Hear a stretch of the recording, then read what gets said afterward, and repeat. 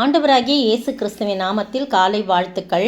இன்றைய மன்னா, அப்பொழுது நீ அதை கண்டு ஓடி வருவாய், உன் இருதயம் அதிசயப்பட்டு பூரிக்கும். ஏசாயா 60 வசனம் 5 முன்பகுதி பாருங்க. அப்பொழுது நீ அதை கண்டு ஓடி வருவாய்ன்னு போட்டிருக்கு. எப்பொழுது? சுற்றிலும் உன் கண்களை, 4ஆம் வசனம் பாருங்க. சுற்றிலும் உன் கண்களை ஏறெடுத்துப்பார், அவர்கள் எல்லாரும் ஏகமாய் கூடி உன்னிடத்தில் வருகிறார்கள்.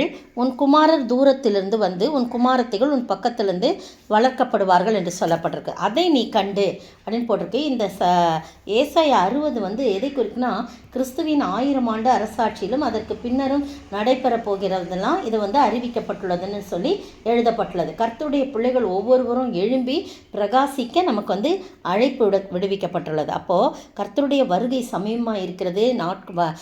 நடைபெறுகின்ற நிகழ்வுகள்லாம் நமக்கு தெரியும். கர்த்தருடைய வருகை சமயமாக இருக்கிறதுன்னு. அதனால் நம்ம எழும்பி பிரகாசிக்க வேண்டிய காலமாக இருக்கிறது. உலகத்தின் காரியங்களே நாம் மூழ்கி போகாதபடி நாம் அதற்காக ஜெபிக்க வேண்டும். அவருடைய வருகைக்காக ஆவலுடன் காத்திருக்க வேண்டும்.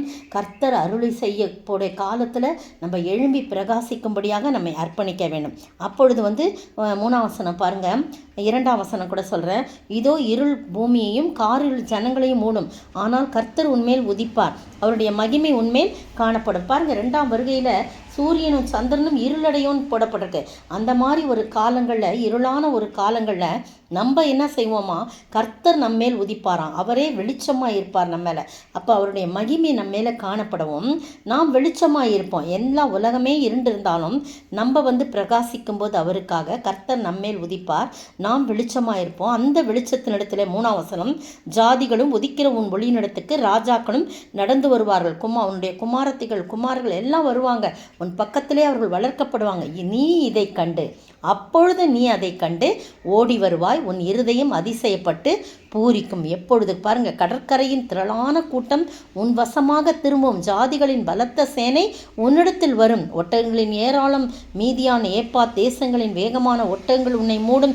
அதான் நிறைய செல்வ செழிப்பு, பொண்ணு, தூபவர்க்கம் எல்லாம் கொண்டு கர்த்தரின் துதிகளை பிரசித்தப்படுத்துவார்கள் சொல்லி ஆடு மாடு நிறைய இருக்கு. நீங்கள் வாசித்து பாருங்க.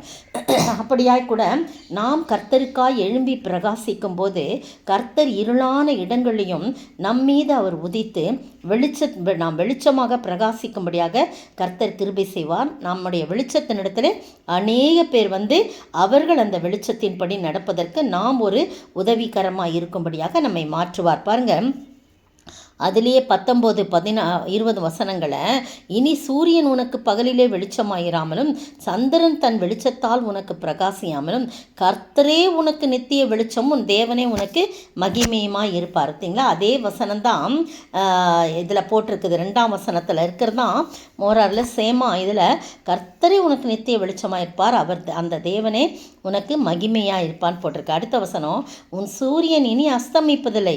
அதாவது கர்த்தரே வெளிச்சமாயிருவார். சாதாரண சூரியனுடைய வெளிச்சம் இல்லை, அதெல்லாம் மறைந்து போகும், மாலையிலே அது மறைந்து போகும். ஆனால் இது அஸ்தமிக்காத ஒரு சூரியன், நீதியின் சூரியனாகிய ஆண்டவராகிய கர்த்தர் நமக்கு நித்திய வெளிச்சமாக இருக்கும்போது நாம் என்றென்று பிரகாசிக்கக்கூடியவர்களாய் இருப்போம். ஆனால் கர்த்தரே நமக்கு நித்திய வெளிச்சமாக இருப்பார், உன் துக்க நாட்கள் முடிந்து போகும் சொல்லப்படுது. தர்மியான வேளையில் நம்முடைய இருதயம் அதிசயப்பட்டு பூரிக்க வேண்டும் என்று சொன்னால் நாம் கர்த்தருக்காய் எழும்பி பிரகாசிக்க வேண்டும். அவரே நமக்கு நித்திய வெளிச்சமாக இருப்பார். அவர் அந்த மற்ற உலக பிரகாரமான சூரிய வெளிச்சம், மற்ற உலக பிரகாரமான எல்லா ஆடம்பரங்கள் எல்லாம் மறைந்து போகும், அதெல்லாம் அஸ்தமித்து போய்விடும், அதெல்லாம் மறைந்து போகும். ஆனால் என் ஆண்டவருடைய வெளிச்சம் நம்மேல் இருக்கும் என்றால் அது அஸ்தமிக்காது, என்றென்றும் நாம் நிலைத்திருக்கும்படியாக கர்த்தர் கிருபை செய்வாராக. ஆண்டவர் தாமே இப்படிப்பட்ட ஒரு காரியத்திலே நம்முடைய இருதயம் அதிசயப்பட்டு பூரிக்கும்படியாக கர்த்தர் உதவி செய்ய ஆண்டவர் தாமே கிருபை செய்வாராக. ஆமென். இருள் சூழ்ந்த லோகத்தில் இமை பொழுதும் தூங்காமல் கர்த்தரே உன் நேரத்திலே நித்திய வெளிச்சமே, உன் சூரியன் இனி என்றும் அஸ்தமிப்பதில்லையே. நம்புவேன் என் இயேசு என்னோடிருப்பதால், நம்புவேன் என் இயேசு என்னோடிருப்பதால். ஸ்தோத்திரிக்கிற ஆண்டவரே, துதிக்கிற ராஜா. என்ன போச்சுரே? அஞ்சிடேன் அஞ்சிடேன் என் இயேசு என்னோடிருப்பதால்.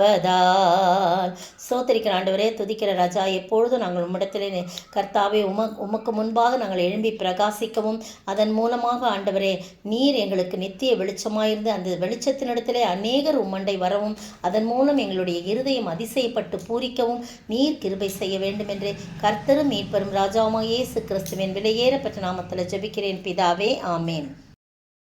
நேற்றைய பதில்: அத்தேனே பட்டணத்தில் பவுல் அவர்களுக்காக காத்து கொண்டிருக்கையில் அந்த பட்டணம் விக்கிரகங்களால் நிறைந்திருக்கிறதைக் கண்டு தன் ஆவியில் மிகவும் வைராக்கியம் அடைந்தான். அப்போஸ்தலர் 17:16. இன்றைய கேள்வி: பவுலை பற்றி கொண்டு விசுவாசிகள் ஆனவர்கள் சிலருடைய பெயரை குறிப்பிடுக. பவுலை பற்றி கொண்டு விசுவாசிகள் ஆனவர்களின் சிலரின் பெயரை குறிப்பிடுக.